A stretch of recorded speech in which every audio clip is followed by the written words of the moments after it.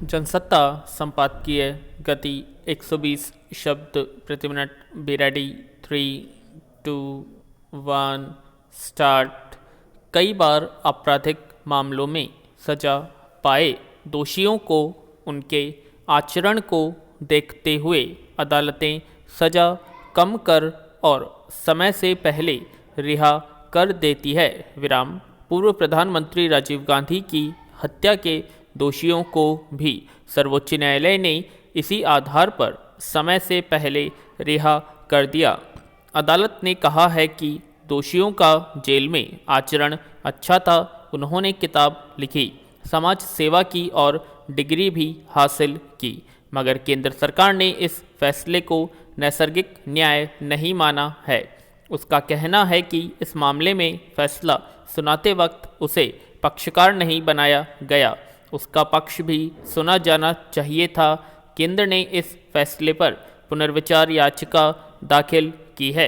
हालांकि राजीव गांधी की हत्या के 6 दोषियों को रिहा करने का प्रस्ताव तमिलनाडु मंत्रिमंडल ने 4 साल पहले पारित कर राज्यपाल से इसके लिए अनुरोध किया था। दोषियों में से एक को मई में ही रिहा कर दिया गया था और तभी सर्वोच्च न्यायालय ने स्पष्ट कर दिया था कि बाकी दोषियों को भी इसी आधार पर रिहा किया जा सकता है, मगर इस मामले में केंद्र सरकार की आपत्ति और फैसले पर पुनर्विचार की अपील उचित है।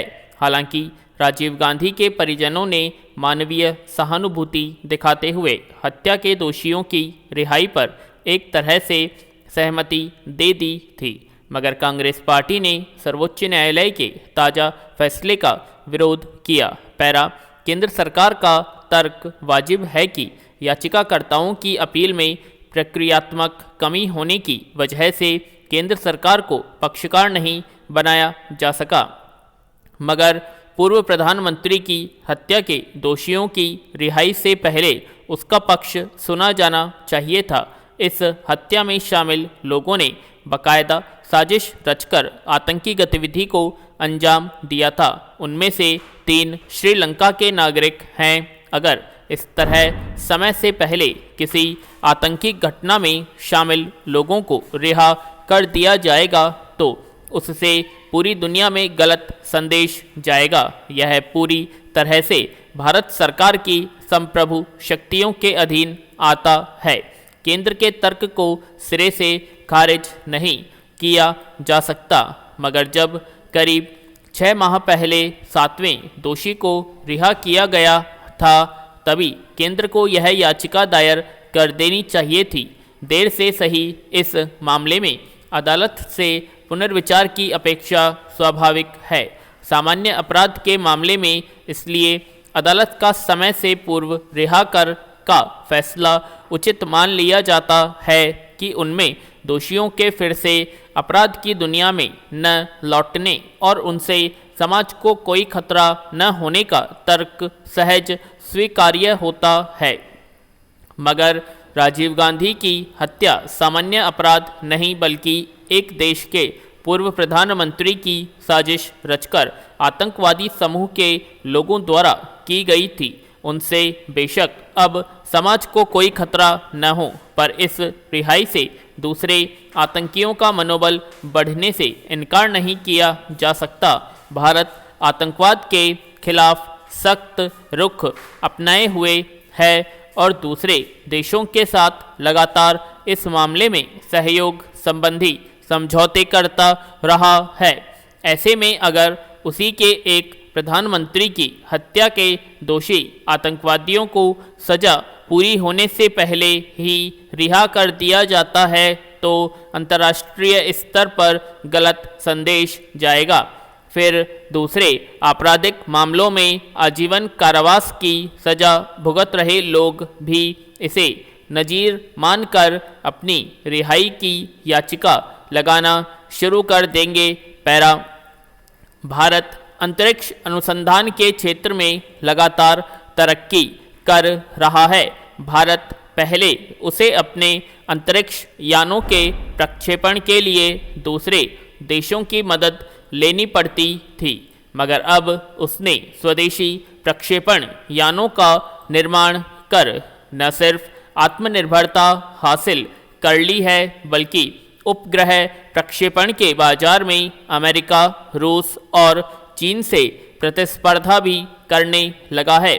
भारत में उपग्रह प्रक्षेपण का शुल्क बाकी देशों की तुलना में काफ़ी कम होने की वजह से अनेक देश अब यहीं से अपने उपग्रहों का प्रक्षेपण कराना उचित समझते हैं।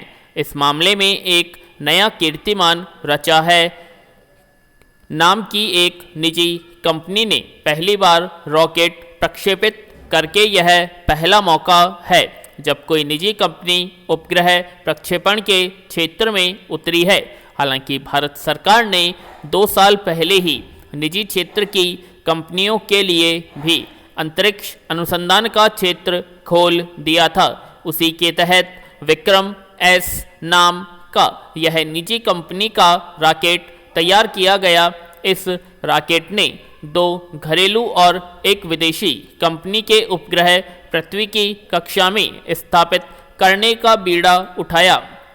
यह प्रक्षेपण भारतीय अंतरिक्ष अनुसंधान केंद्र के दिशा निर्देशों के तहत ही किया गया। पैरा हालांकि जब अंतरिक्ष अनुसंधान के क्षेत्र में निजी कंपनियों के लिए छूट का प्रस्ताव पारित हुआ था, तब तरह तरह के संदेह जारी किए गए थे। कई लोगों का मानना था कि इससे इसरो की गोपनीयता भंग होगी और यहाँ की तकनीक चोरी होने का खतरा बना रहेगा। मगर स्काई रूट के पहले रॉकेट प्रक्षेपण से वे तमाम आशंकाएं निर्मूल साबित होती नजर आ रही है। दरअसल अंतरिक्ष अनुसंधान के क्षेत्र में अभी असीम संभावनाएं हैं और अनेक वैज्ञानिक निजी स्तर पर बहुत कुछ करना चाहते हैं, मगर उन्हें इसरो और दूसरे देशों के अंतरिक्ष अनुसंधान केंद्रों की तरफ से उचित मदद नहीं मिल पाती। अब ऐसे वैज्ञानिक अंतरिक्ष को अपने ढंग से खंगाल सकेंगे और नई संभावनाओं के मार्ग खोलने में मदद कर सकेंगे। जिन 3 कंपनियों के उपग्रह अभी छोड़े गए हैं वे स्टार्टअप कंपनियां हैं और वे अंतरिक्ष में कचरा प्रबंधन जैसे कार्य करने को उत्सुक है। दरअसल अंतरिक्ष अनुसंधान के क्षेत्र में सरकारी स्तर पर हो रहे कार्यों में कई तरह की वैधानिक जटिलताएं होती हैं, जिसके चलते उनमें अनावश्यक देर होती रहती है या फिर वैज्ञानिक कई परियोजनाओं पर आगे नहीं बढ़ पाते। निजी क्षेत्र के अनुसंधान में ऐसी अड़चनें नहीं आती, इसलिए इस क्षेत्र में निजी कंपनियों के आने से निस्संदेह अंतरिक्ष अनुसंधान की दिशा में उल्लेखनीय काम हो सकेंगे। आज जिस तरह हर काम डिजिटल तकनीक पर निर्भर होता गया है, उसमें उपग्रहों की भूमिका महत्वपूर्ण हो गई है। इसलिए उपग्रह प्रक्षेपण का कारोबार ही काफ़ी बड़ा होता गया है। फिर अंतरिक्ष के अनेक रहस्य अभी बहुत उलझे हुए हैं। अभी तक ज़्यादातर जानकारियाँ सौर मंडल से ही जुड़ी हुई प्राप्त हो पाई है, जबकि इसके पार भी बड़ा संसार है। वहाँ तक पहुँचना बहुत बड़ी चुनौती है।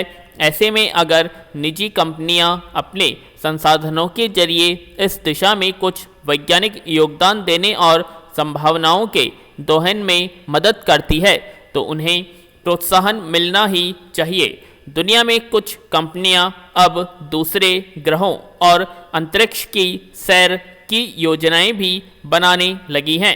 अंतरिक्ष में पर्यटन का खाका तैयार है, इसलिए अगर भारत निजी कंपनियों को अंतरिक्ष में होड़ करने से रोकता तो उसकी तरक्की में भी बाधा उपस्थित होती।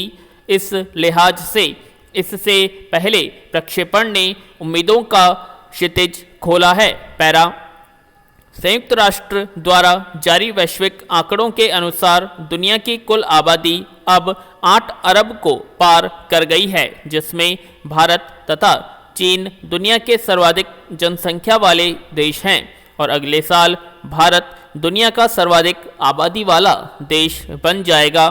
संयुक्त राष्ट्र जनसंख्या कोष UNFPA ने इसकी व्याख्या करते हुए कहा भी है कि 8 अरब उम्मीदें, 8 अरब स्वप्न और 8 अरब संभावनाएं इसका सीधा अर्थ यही है कि दुनिया में जो भी बच्चा जन्म लेता है, पूर्ण विराम।